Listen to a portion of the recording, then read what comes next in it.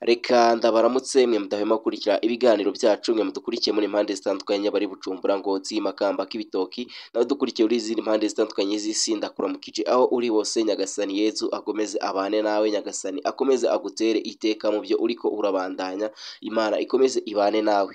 Ubu ngubu igihugu cy'i Burundi kikaba cyavuze ko kigiye kuba cyakubaka arena hariya mu gihugu i Burundi.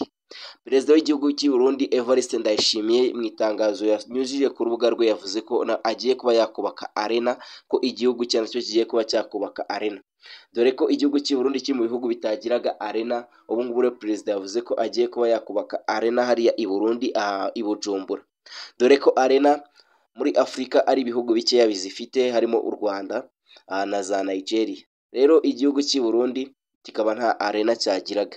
Ubu rero igihugu cy'i Burundi nacyo cyamaze kuba cyavuga ko cyatangiye umushinga cyangwa se cyatangiye imirimo yo kuba cyakubaka arena. Ni arena izaba imeze neza, bavuze ko ino arena izuzura itwaye amafaranga arenga miliyoni 500 z'amafobiya, ni amafaranga ya hariya i Burundi. Rero perezida Evariste Ndayishimiye yavuze ko ino arena ya hano mu Burundi izuzura itwaye arenga miliyoni 500 z'amafobiya.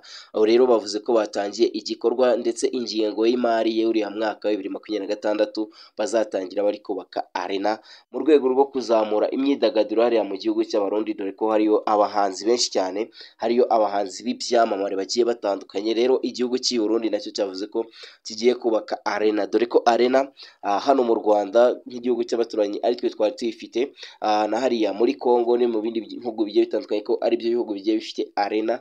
Rero perezida nawe yabwiye abaturage ndetse abwira n'abakunda imyidagaduro bose baba hariya mu gihugu cy'i Burundi, ababwira ko agiye kubaka arena, ko umwaka utaha mu kwezi kwa mbere azatangirana ingengo y'imari yo kubaka arena hariya mu gihugu cy'i Burundi.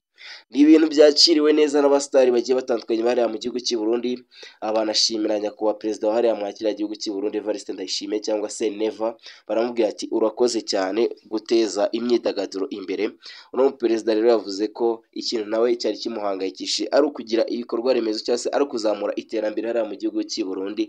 Urabona ko ino arena iri mu nyubako zizaba zimeze neza hariya i Burundi. Urabona uburyo idizayininzemo, uburyo yubatsemo, urabona ko iki ni igishushanyo mbonera bagaragaje cya arena yabo uko izaba imeze.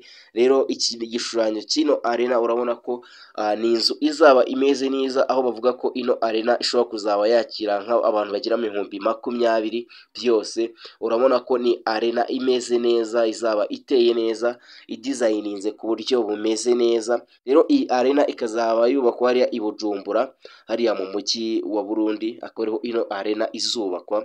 Rero perezida w'igihugu cy'i Burundi yavuze ko ingengo y'imari y'umwaka wa 2026 nta kindi bazayimaza uretse kubaka ino arena hariya mu Bujumbura. Urabona ko ni arena imeze neza.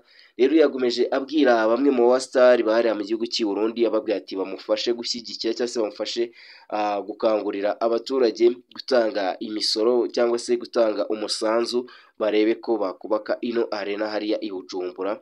Rero weho wari kunyumviriza uherereye impande zigiye zitandukanye, uri umurundi aho uherereye hose, reka ngusabe unkandire ko ku ijambo sabone cyangwa unshyondere ko ku ijambo sabone, unyereke ko twari kumwe. Ngiye rero amazina ni Ndigi nk'ibisanzwe, umwana ubikora ubikunze, umwana uzana update zigezweho.